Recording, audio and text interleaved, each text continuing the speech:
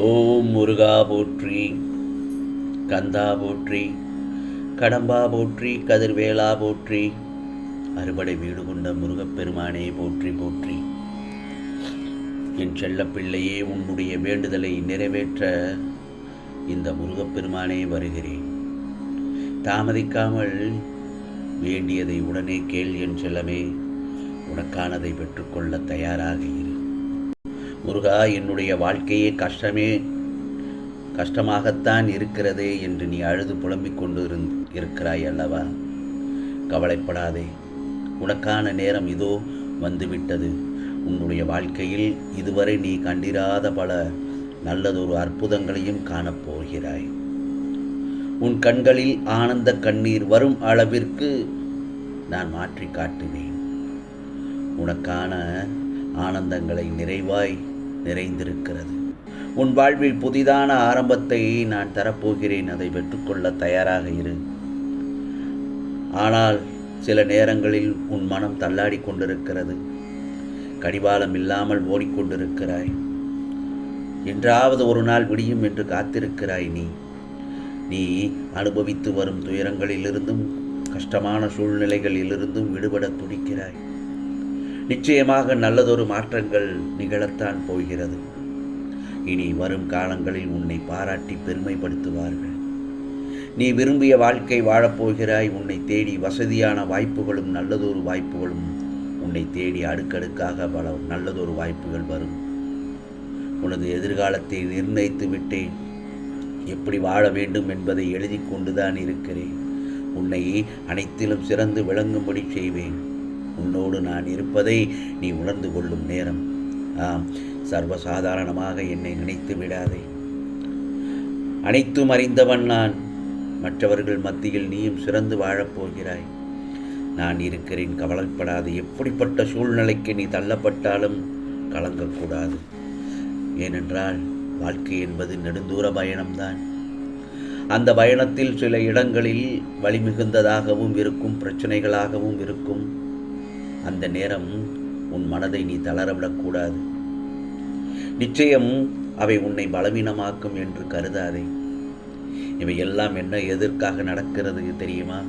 உன்னை பக்குவம் அடைவதற்கும் சில விஷயங்களை உனக்கு புரிய வைக்கவும் தான் இந்த மாதிரியான நிகழ்வுகள் உன் வாழ்க்கையில் நடக்கின்றன. பிறகு உனக்கு ஒரு நல்ல செய்தி தேடி வரும். உன்னையும் உன் குடும்பத்தையும் நான் பாதுகாத்து வருகிறேன் அல்லவா? புதிய நேரம், புதிய நாள் என அனைத்துமே நல்லதே நடக்கும். நீ நன்றாக இருப்பாய். நல்ல காலம், நலமான வாழ்வு உனக்கு உண்டு. பிறருக்கு உதவும் வாய்ப்பை கடவுள் உனக்கு கொடுத்தால் அதை கண்ணியத்துடன் செய். உனக்கு நான் காவலனாக இருப்பேன். தைரியமாக இரு. பொறுமையையும் பக்தியையும் ஒருபோதும் கைவிடக்கூடாது.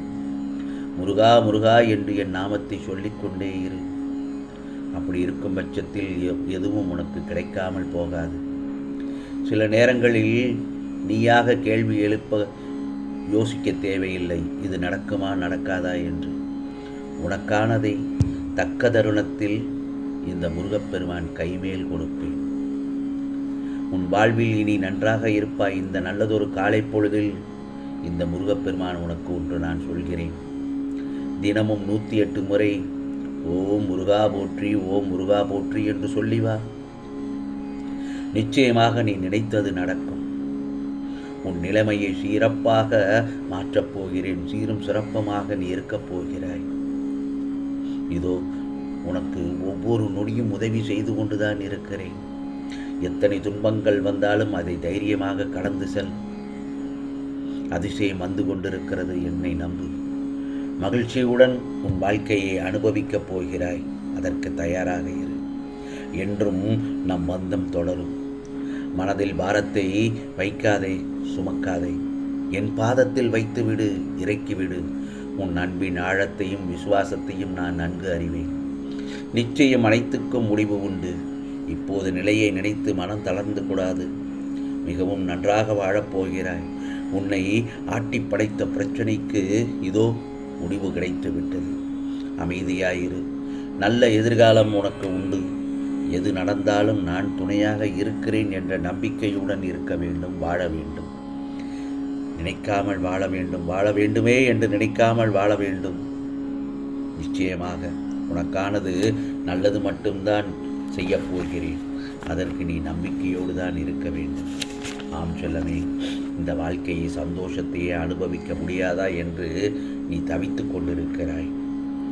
முருகா, என் வாழ்க்கையே போராட்ட களமாக இருக்கிறது என்றும் என்னிடத்தில் புலம்புகிறாய். ஏன் செல்லமே, எல்லாம் இன்னும் சிறிது காலம்தான். உன்னுடைய வேண்டுதலை நிறைவேற்றத்தானே நானே வந்திருக்கிறேன். நிச்சயமாக உனது அனைத்து கஷ்டங்களுக்கும் முடிவு காலம் வரப்போகிறது. நான் சொல்வதை கேட்டு உனக்கு மனத்தில் சந்தோஷம் பெருகும். நான் திரும்ப திரும்ப கூறுவதால் என்னை அலட்சியம் செய்து விடாதே. என்னை முழுவதுமாக நம்பி என்னை சரணடைந்த யாரும் வாழ்க்கையில் தோல்வி அடைந்ததே இல்லை. முதலில் நீ தோல்விகளை பல சந்தித்தாலும் முடிவில் நிச்சயம் அதற்கான வெற்றி கிடைக்கும், அதற்கான பலன் கிடைக்கும். ஆம் செல்லமே, இன்றைய நல்ல காலை பொழுதில் உனக்கு நல்ல காலம் பிறந்திருக்கிறது என்று நான் ஆணித்தரமாக சொல்கிறேன். உன் காத்திருப்பிற்கும் கண்ணீருக்கும் முடிவு காலம் வந்துவிட்டது. நான் கூறுவதை நம்பிக்கையோடு கேள்.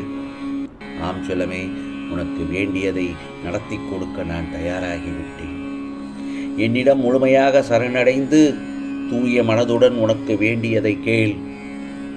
வாழ்க்கையில் பல பிரச்சனைகளுக்கு உடனே தீர்வு வேண்டும் என்று நினைத்தால் நீ பல நிகழ்வுகளை மறந்துதான் ஆக வேண்டும். புரிகிறதா? அது நல்லதோ கெட்டதோ, அது நடந்து முடிந்த பிறகு, அதை அனுபவித்த பிறகு அதை முற்றிலுமாக மறந்துவிட வேண்டும். வாழ்க்கையில் எதுவும் நடக்காததை போல புதிய ஒன்றை ஏற்க பழகிக்கொள். அந்த புதிய ஒன்றுதான் உனக்கு சந்தோஷத்தையும் நிம்மதியையும் தர வேண்டும். பல நிகழ்ச்சிகளை மறக்காமல் நீ மனதில் வைத்திருப்பதால் தான் நிம்மதி உன்னை மறந்துவிட்டது. ஏமாற்ற உணர்வுகள் உன் நிம்மதியை நிலைகுலைய செய்துவிட்டது. அதனால்தான் எதை நினைத்தும் குழம்பிக்காதே என்றுதான் நான் அடிக்கடி உன்னிடத்தில் சொல்லி வருகிறேன். புரிகிறதா? இன்னொன்று சொல்லட்டுமா? மறதி இல்லாத நேரத்தில் மனக்கட்டுப்பாட்டோடு இருக்க பழகிக்கொள்.